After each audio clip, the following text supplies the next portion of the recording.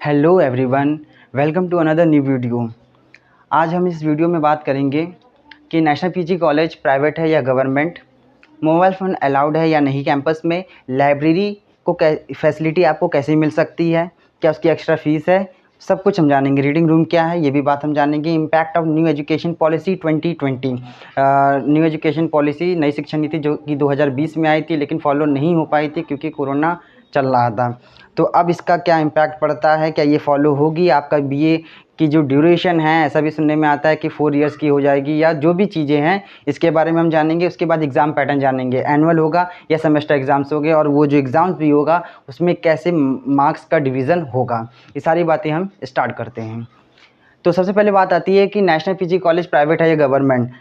इससे पहले आपको ये पता होना चाहिए कि नेशनल पीजी कॉलेज जो है वो किस कैटेगरी में से भी पहले आपको पता होना चाहिए। जो हमारी लखनऊ यूनिवर्सिटी है उससे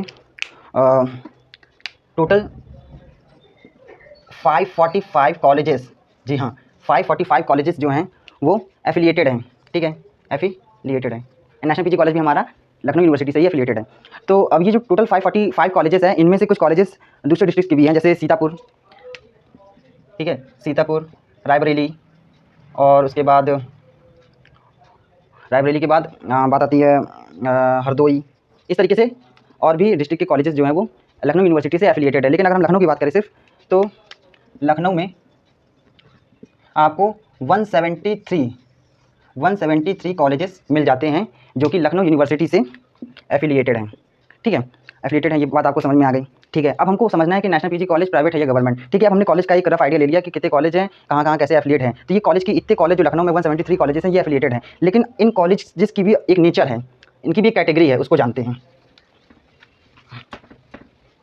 इन कॉलेजेस की कैटेगरी है, फॉर एग्जाम्पल नहीं, मतलब कॉलेजेस लेते हैं, इनकी 3 कैटेगरी होती है। 3 कैटेगरी कौन कौन सी होती है? पहले कॉलेज होते हैं जो कि गवर्नमेंट कॉलेज होते हैं। ठीक है, सेकंड कैटेगरी आती है हमारी, इसको थोड़ा सा लिख देता हूँ। सेकंड कॉलेजेस की कैटेगरी हमारी आती है एडेड कॉलेजेस। ठीक है, थर्ड जो हमारी कैटेगरी आती है वो कैटेगरी आती है सेल्फ फाइनेंस कॉलेजेस की। ठीक है, government college, added college, self finance college. इसमें एक और बात है कि जो एडेड कॉलेज होते हैं इन्हें स्लैश लगा के मैंने लिखा है सेमी गवर्नमेंट कॉलेज भी कहते हैं, गवर्नमेंट कॉलेज। वहीं पे सेल्फ फाइनेंस जो कॉलेज होते हैं इनको हम अनएडेड कॉलेज कहते हैं, और इसके साथ प्राइवेट कॉलेज भी कह सकते हैं। ठीक है, ठीक है। अब इसके बाद हम इन कॉलेजेस की बात करते हैं। तो जो मैंने बताया कि 173 कॉलेजेस लखनऊ में जो एफिलिएटेड है लखनऊ यूनिवर्सिटी से, वो 3 कैटेगरी में आते हैं। कुछ कॉलेज गवर्नमेंट मिलेंगे आपको, कुछ एडेड कॉलेजेस या सेमी गवर्नमेंट, एक ही बात है। थर्ड कैटेगरी है सेल्फ फाइनेंस, अनएडेड या प्राइवेट, एक ही बात है। नेशनल पीजी कॉलेज जो हमारा है वो कौन सी कैटेगरी में आता है, ये क्वेश्चन आपका होगा। ठीक है, तो इस क्वेश्चन को हम समझते हैं। गवर्नमेंट कॉलेजेस वो होते हैं जिनका, गवर्नमेंट कॉलेजेस में सब कुछ गवर्नमेंट ही देखती है। फॉर एग्जांपल उस बिल्डिंग का मेंटेनेंस, उसकी जो प्रोफेसर्स हैं, टीचर्स हैं, स्टाफ है, एडमिनिस्ट्रेशन ब्लॉक है, ये सब कुछ एक्स टू मतलब ए टू जेड हर चीज़ गवर्नमेंट की ही मतलब रिस्पॉन्सिबिलिटी होती है उसमें। सेकंड कॉलेजेस आते हैं एडेड कॉलेजेस या सेमी गवर्नमेंट कॉलेजेस, यानी हिंदी में इसे कह सकते हैं अर्ध सरकारी कॉलेज। तो इनमें क्या है, तो उससे पहले हम बता दें कि इनमें यह है कि नेशनल पीजी कॉलेज भी हमारा एक एडेड कॉलेज ही है या सेमी गवर्नमेंट कॉलेज है। लेकिन ये बहुत ही कहते नहीं, इसका पलड़ा कम है। ये ज़्यादातर मतलब मोटे तौर पे कहें तो ये प्राइवेट कॉलेज ही है, सेमी गवर्नमेंट लेकिन इसको माना जाता है। सर्च करेंगे तो प्राइवेट ही निकलता है, लेकिन सेमी गवर्नमेंट कॉलेज ये है। क्यों है ये भी बात करते हैं। तो एडेड कॉलेज वो कॉलेज होते हैं जिनमें, ये कॉलेज तो प्राइवेट होते हैं बट गवर्नमेंट एक तरीके से इन कॉलेज को अप्रोच करती है और कहती है कि कुछ सीट्स कॉलेज में आपकी जो कुछ सीट्स होंगी वो गवर्नमेंट होंगी। यानी गवर्नमेंट होने का मतलब है उनकी जो फीस होगी वो कम हो जाएगी, उनकी फीस कम हो जाएगी, और उसके साथ ही आपके जो टीचर्स वगैरह हैं, प्रोफेसर वगैरह हैं, उनकी भी जो रिक्रूटमेंट होगी वो हमारे ही थ्रू होगी। मतलब थोड़ी सी रिस्पॉन्सिबिलिटी गवर्नमेंट की इसमें आ जाती है। गवर्नमेंट कॉलेजेस में फुल रिस्पॉन्सिबिलिटी गवर्नमेंट की होती है, फुल अथॉरिटी गवर्नमेंट की होती है, लेकिन एडेड कॉलेजेस में 50-50% चलता है, या ये रेशियो थोड़ा बहुत ऊपर नीचे हो जाएगा। ठीक है, तो प्राइवेट कॉलेज, गवर्नमेंट कॉलेज का, सेमी गवर्नमेंट का मतलब हो गया एडेड कॉलेज, सेमी गवर्नमेंट का मतलब हो गया एडेड कॉलेज। ठीक है, तो इसमें गवर्नमेंट भी अपना हाथ मतलब रिस्पॉन्सिबिलिटी होती है, उसके साथ प्राइवेट जो भी अथॉरिटी है उसका भी हाथ रहता है। यही कारण है कि जो एनपीजीसी है उसको प्राइवेट होते हुए भी सेमी गवर्नमेंट कहा जाता है, ठीक है। लेकिन ये केवल 2 कोर्स में कहा जाता है। वो कौन से कोर्स है इसको थोड़ा सा रफ कर देते हैं। लेकिन उसके पहले एक बात और जान लेते हैं कि सेल्फ फाइनेंस अनएडेड या प्राइवेट कॉलेज क्या है। ये पूरी तरीके से ऐसे कॉलेज होते हैं जिनकी सारी रिस्पॉन्सिबिलिटी, सारी अथॉरिटी एक सिंगल मैन कह सकते हैं वही ओन करता है, ठीक है। बहुत सारी इसकी जो अथॉरिटी होती है। अब फीस की बात करें, यही फीस में होता है सिस्टम। जैसे गवर्नमेंट, लखनऊ यूनिवर्सिटी या और भी जितने भी कॉलेज गवर्नमेंट है तो उनमें फीस आपकी सबसे वेरी लो होगी, फीस आपकी वेरी लो। सेकंड आता है एडेड कॉलेज सेमी गवर्नमेंट, जो कि हमारा एनपीजीसी है, तो इसमें लो होगी, यानी वेरी लो से थोड़ा सा ज़्यादा, मतलब लो। प्राइवेट में होगी हाई, तो आप जानते ही हाई फीस होती है, ठीक है। तो ये स्ट्रक्चर आपको समझ में आ गया। अब नेशनल पीजी कॉलेज में कौन से वो कोर्स हैं जो कि एडेड कॉलेज के मतलब अंडर में आते हैं, जिनकी वजह से हम इसे सेमी गवर्नमेंट कॉलेज के अंडर में रखते हैं। तो इसको थोड़ा सा रफ कर देते हैं। अब बात करते हैं, आपने एक चीज़ प्रीवियस वीडियो अगर मेरी देखी होगी तो उसमें मैंने बताया है कि बीए एंड बीकॉम यही दोनों ऐसे कोर्स हैं जिसमें आपको रेगुलर मिलता है। रेगुलर मिलने का मतलब क्या है कि गवर्नमेंट एड, यानी गवर्नमेंट की सहायता एक तरीके से। तो गवर्नमेंट का कुछ रोल होता है, गवर्नमेंट का कुछ रोल होता है इसमें। तो बीकॉम में भी रेगुलर यानी कि गवर्नमेंट एड है। तभी तो जो सीट्स होती हैं इन पे मेरिट होती है। गवर्नमेंट कॉलेजेस हो या गवर्नमेंट एडेड कॉलेजेस में मेरिट होती है। बाकी प्राइवेट कॉलेज में आप ऐसे जाके बहुत ही कम चांस होते हैं। बहुत बड़े बड़े कॉलेजेस होते हैं, उन्हीं में अगर क्या कहते हैं एंट्रेंस वगैरह हो गया। इन छोटे मोटे, मतलब छोटे मोटे नहीं कहूँगा, इन कोर्सेज के लिए, काफ़ी कोर्सेज के लिए आपको विदाउट एंट्रेंस आपको एंट्री मिल जाती है। यही कारण है कि नेशनल पीजी कॉलेज में एंट्रेंस होता है, मेरिट बनती है। क्यों? क्योंकि उसमें रेगुलर सीट्स भी हैं। रेगुलर सीट्स का मतलब है कि गवर्नमेंट एडेड ये कॉलेज है, उन सीट्स पर गवर्नमेंट का भी रोल है। वो सीट्स गवर्नमेंट एक तरीके से होल्ड करती है, ठीक है। तो अब बीकॉम की बात कर रहे हैं, तो इसमें कितनी सीट्स वगैरह, सीट्स का मैंने एक अलग वीडियो बनाई, उसमें आप देख सकते हैं कि बीए में 320 रेगुलर सीट्स हैं और 220 सीट्स जो हैं वो हमारी सेल्फ फाइनेंस है। यानी कि जो रेगुलर वाले 320 बच्चे होंगे, 320 सीट्स हैं, तो इनकी थोड़ी सी फीस कम होगी और सेल्फ फाइनेंस वालों की थोड़ी सी ज़्यादा होगी, क्योंकि इनको गवर्नमेंट एड करती है इन सीट्स पे। इन सीट्स की फीस कम हो जाती है गवर्नमेंट एडेड की वजह से। उसके बाद बीकॉम में भी सेम ऐसा ही है। इसमें 220 सीट्स प्लस 330 सीट्स, इतनी बात हो गई, ठीक है। अब इसके बाद ये क्वेश्चन का आंसर आपको मिल गया होगा। तो 173 जो कॉलेजेस थे उसमें आपको समझ में आ गया होगा कि बहुत से कॉलेजेस गवर्नमेंट हैं, सेल्फ फाइनेंस है या प्राइवेट है या अनएडेड है, और नेशनल पीजी कॉलेज भी अनएडेड है। लेकिन ये बीकॉम में ही है, बीकॉम ऑनर्स में भी नहीं है। बाकी सब में सेल्फ फाइनेंस है। तो देखिए तो इसका पलड़ा कहाँ ज़्यादा है, तो प्राइवेट की तरफ ही है। पर इसे सेमी गवर्नमेंट कहना गलत नहीं होगा, सेमी गवर्नमेंट कॉलेज ही कहते हैं। इसके साथ एक और चीज़ आती है इसमें, ऑटोनॉमस कॉलेज। कभी आपने साइट पर विजिट किया होगा तो कभी देखा होगा ऑटोनॉमस कॉलेज का क्या मतलब होता है। ऑटोनॉमस कॉलेज का मतलब होता है, ये एकमात्र ऐसा कॉलेज है जो ऑटोनॉमस कॉलेज है, लखनऊ यूनिवर्सिटी से एफिलिएटेड, ठीक है, एफिलिएटेड टू LU। अब ये क्या चक्कर है, एंड ऑटोनॉमस का मतलब होता है कि ऐसे तो लखनऊ यूनिवर्सिटी से एफिलिएटेड है, जो भी कॉलेज लखनऊ यूनिवर्सिटी से एफिलिएटेड या एक्सवाइजेड कोई भी यूनिवर्सिटी से एफिलिएटेड होते हैं, उनको जो मैक्सिमम जो पावर अथॉरिटी होती है वो उस यूनिवर्सिटी के पास होती है। वो उसे डायरेक्शन देती है, इंस्ट्रक्शन देते हैं, जो भी चीज़ें हैं। लेकिन ऑटोनॉमस के केस में ये जो काफ़ी चीज़ें जो होती हैं, वो पावर, वो अथॉरिटी, वो डिसीजन मेकिंग, वो उस पर्टिकुलर कॉलेज के पास आ जाती है। सब नहीं आती हैं, लेकिन कुछ बहुत सारी चीज़ें आ जाती हैं। तो ऐसे नेशनल पीजी कॉलेज के साथ भी है।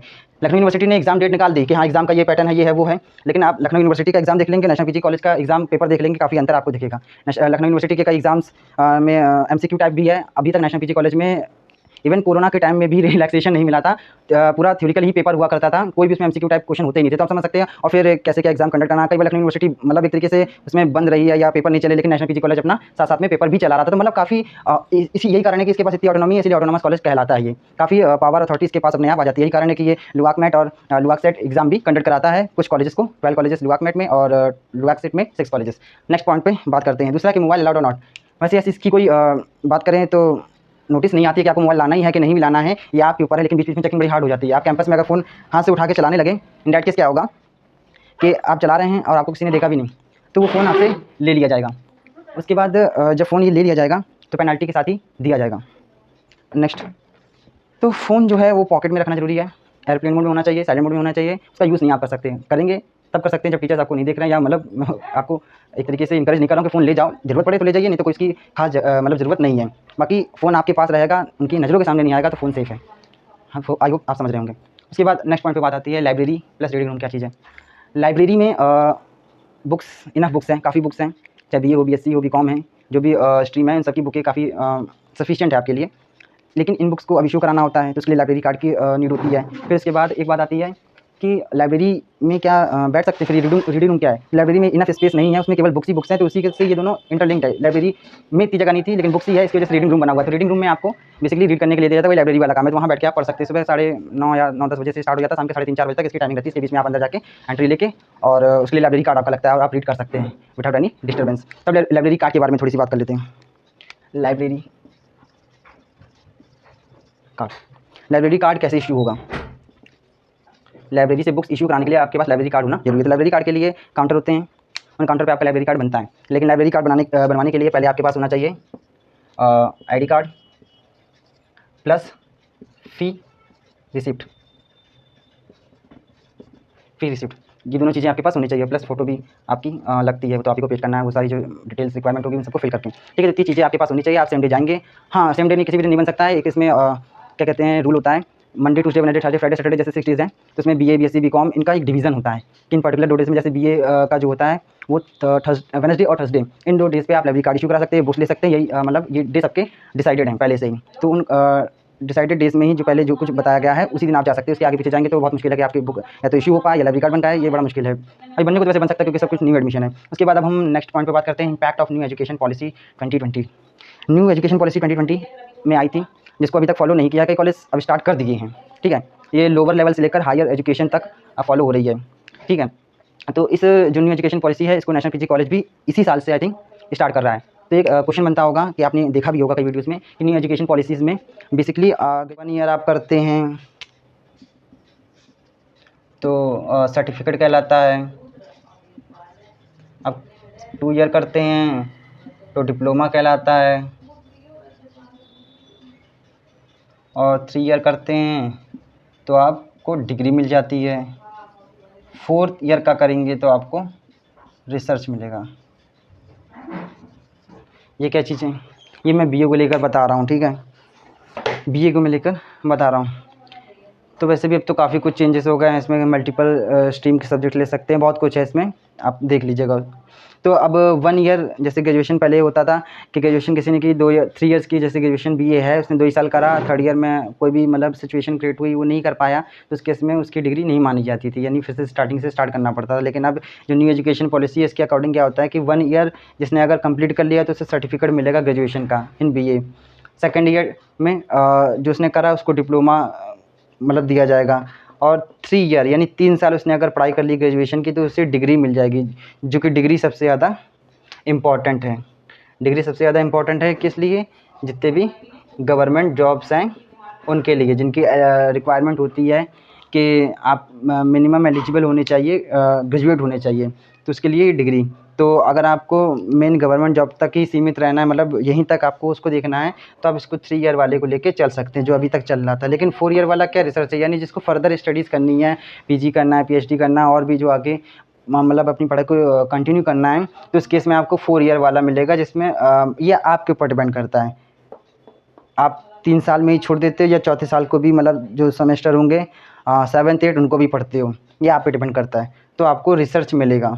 इससे क्या होगा, इससे एक फ़ायदा है कि जब आप PG करोगे पोस्ट ग्रेजुएशन तो वो आपको केवल 1 ईयर करना पड़ेगा, लेकिन जिसने 3 ईयर किया है उसको 2 ईयर का PG करना पड़ेगा, ये फ़ायदा है। बाकी आपको बिल्कुल सब कुछ सेम ही रहेगा, थोड़े बहुत चेंजेस हैं, बाकी यही सिस्टम रहेगा। अब हम एग्ज़ाम पैटर्न की बात करते हैं, तो इन सबको रफ कर देते हैं।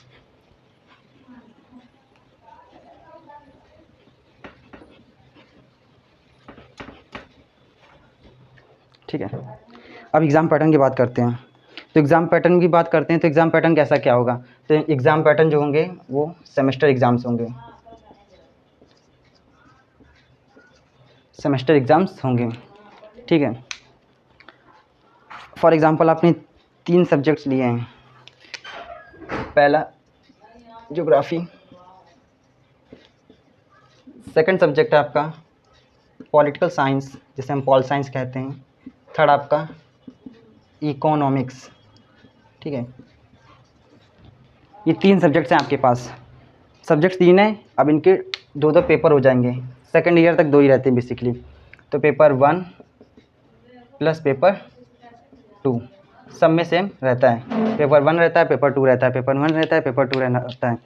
तो टोटल कितने हो गए, 1 2 3 4 5 6, यानी 3 सब्जेक्ट्स में 3 × 2, यानी टोटल आपको 6 पेपर्स का एग्ज़ाम देना पड़ता है, 6 पेपर्स का एग्ज़ाम देना पड़ता है। उसके बाद एक ही दिन तो होंगे नहीं, अलग अलग दिन होते हैं, तो सिंपल सी बात है 6 पेपर्स होते हैं, जिसमें एक और चीज़ होती है कि ईच पेपर जो होता है वो 100 मार्क्स का होता है, तो टोटल आपका अगर सेमेस्टर की जो मार्कशीट होगी वो 600 मार्क्स की आपकी बनेगी।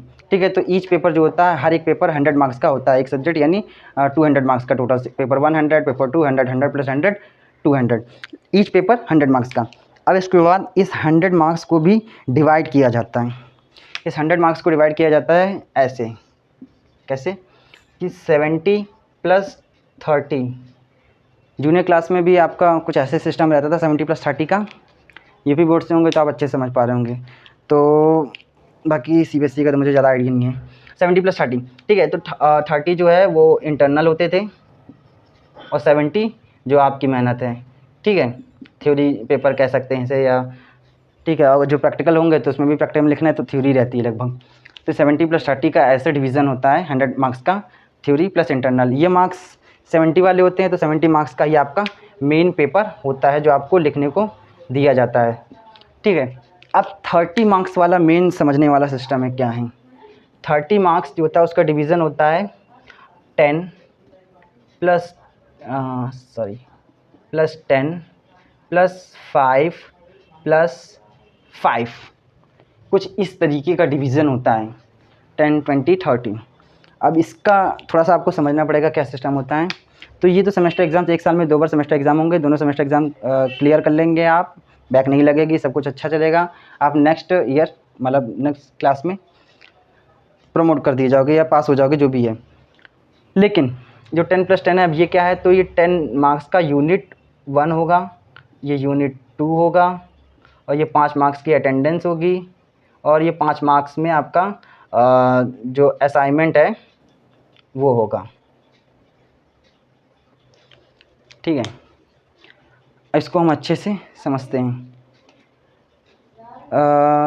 जो सेमेस्टर एग्ज़ाम्स हुए आपके, उससे पहले ये होगा, सेमेस्टर एग्ज़ाम से पहले ये चीज़ होगी, क्या होगी, 75% जो अटेंडेंस है वो मैंडेटरी है, जिसकी जितनी ज़्यादा अटेंडेंस होती है उस हिसाब से 5 जो मार्क्स होता है। इसमें इंटरनल असेसमेंट एक तरीके से होता है, आप कितना ज़्यादा एक्टिव है, कितना ज़्यादा अपने आप को परफॉर्म कर रहे हैं, बेटर हो रहे हैं डे बाय डे, और कितने ज़्यादा आप रिस्पॉन्सिबल हैं, और टीचर जो बात कह रहा है वो होमवर्क हो, मतलब ये सब चीज़ें इंटरनल असेसमेंट। तो 5 मार्क्स में वो अटेंडेंस रहती है आपकी, असेसमेंट रहता है। ऐसे ही 5 मार्क्स अगर इनको कलेक्टिवली 10 मार्क्स का मान ले तो वो पूरा एक ही में जोड़ा जाता है। तो 10 मार्क्स में आपकी अटेंडेंस, इंटरनल असेसमेंट और आपका असाइनमेंट भी आपको मिलता है। वो टीचर पे भी डिपेंड करता है कि यूनिट 1 और 2 का अलग देता है या फिर एक ही बार में दोनों का हो जाता है। तो इस सेमेस्टर, एक सेमेस्टर एग्ज़ाम से पहले, फॉर एग्जांपल अगर आपका एग्ज़ाम अक्टूबर नवंबर में है, आप जिस नए सेक्शन में आ रहे हैं, तो सेशन में आपका स्टार्ट होगा लगभग सितंबर चल रहा है, मान के चलिए अक्टूबर से आपकी क्लास स्टार्ट हो गई, तो जनवरी फरवरी में जब भी पेपर होंगे, तो जनवरी फरवरी में जो सेमेस्टर एग्ज़ाम होंगे उससे पहले आपको स्टडी स्टार्ट हुई, 1.5-2 महीने बाद लगभग आपका यूनिट 1 टेस्ट होगा।